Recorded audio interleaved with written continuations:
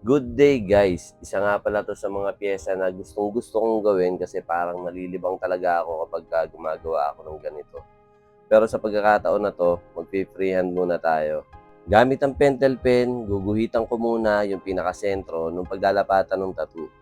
Sa ganitong part, syempre mas magandang tignan kung nasa sentro o nasa gitna yung isang piyesa. Guguhit tayo ng maliit na bilog. Dito natin ilalagay yung pinaka-inner petal o yung parang buds pa lang siya, rose buds kung tawagin. Tapos isang malaking bilog, dyan naman yung mga nakabuka na petals. Imagine niyo lang maigi kung anong rosas ba yung gusto nyong palabasin dito sa tattoo na to para maiayos nyo yung bawat petals na gagawin nyo.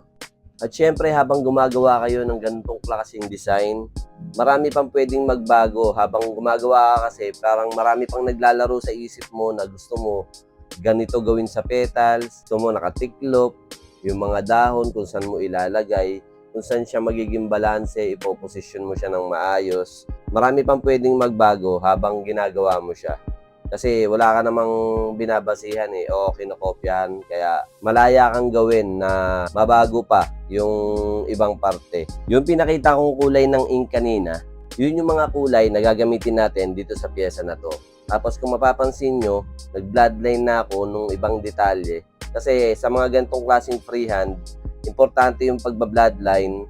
Yun yung parang guguhitan mo lang siya na needle lang yung gamit o kaya may konting tubig. O kung gusto nyo, pwede rin yung wash, malabong malabo lang siya, para yun yung magiging guide natin kasi hindi naman tayo naka-stencil, malaki yung posibilidad na mabura yung in-sketch natin na design, kaya importante yon magba-bloodline tayo. Bali ang inuna nating kulayan dito, yung mga sulok-sulok o yung mga ilalim ng bawat petals. Ang gamit ko dyan, Magnum, pwedeng 9 Magnum o pwedeng mas malalaking Magnum para masungkit natin yung mga sulok-sulok. Kasi pagka curved Magnum yung ginamit natin dito, medyo mahirap kasi sungkitin yung mga sulok-sulok, yung mga dulo.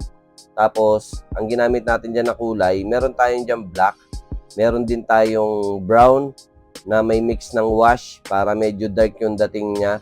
Pwede naman kayong gumamit din ng red tapos imimix nyo lang sa wash para magmukha siyang dark red o kaya magmukhang maroon. Pwedeng maroon na rin yung gamitin nyo para dun sa mga sulok-sulok. Depende sa gusto mong maging itsura ng rosas na ginagawa mo Nasa sa'yo yon kung anong kulay yung gagawin mo. Total nga, wala naman tayong kinokopyahan. Kaya malaya kang gawin kung anong gusto mong gawin. Yung kulay na ginamit natin sa rosas, red, scarlet red ng Star Bright. Tapos yung pinang-transition natin sa kanya, lipstick red ng Eternal. Bali, ang pinang-dark red natin, yung scarlet red. Dito naman sa dahon, ang gamit natin dyan, dark green ng Intense. Tapos yung pan-transition natin dyan sa dahon, army green naman yan ng Eternal. Hindi ko alam kung army green yung pangalan niya dun sa label. Pero ang kulay talaga niya, para sa akin, army green. Tapos syempre, naglagay tayo dyan ng shadow para medyo umangat yung rosas na ginagawa natin. Ang gamit ko naman na kulay dun sa shadow, mix ng brown at saka light wash. So sinawsaw ko muna sa brown, tapos sinawsaw ko sa light wash. Dito nag-highlight na tayo ng mga dahon. Gamit ko dyan 5RL.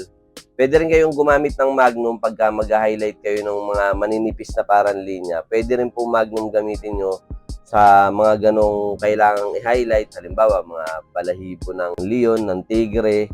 Pwede po yun, pero parang ang hagod niya pahiwa. Pero medyo alalay lang kasi pwedeng makasugat yun. Pag masyadong nakababad sa isang pwesto lang, yung pag-highlight nyo. Tsaka minsan pagka nag-highlight kayo, kapag halimbawa yung balat ni client masyadong madugo, huwag kayong hagod ng hagod hanggang sa makita nyo yung white o yung pinang-highlight nyo. Antayin nyo munang humupa. Kung halimbawang hindi pa siya lumalabas o hindi pa nagre-react yung pinang-highlight nyo, huwag nyong haguran ng haguran. Subukan nyong iwan muna, lumipat muna kayo sa ibang pwede nyong i-highlight pa. Tapos, pag lumipas ng mga ilang minuto at hindi pa rin nagre-react yung mga pinang-highlight nyo, tsaka kayo gumawa ng panibagong aksyon para mapalabas nyo yung mga kulay na pinang-highlight nyo. Kasi pag hinagod natin ang hinagod yun, dahil sa kagustuhan nating lumabas kaagad yung kulay, mabubugbog naman yung balat nun. Pwedeng masugat, pwedeng matagal yung healing process niya kasi na-overwork na pala natin. At yun, hanggang dito na lang. Maraming salamat sa panonood. Ako po si Nads Galarpe ng Marikina City. Mapagpalang araw.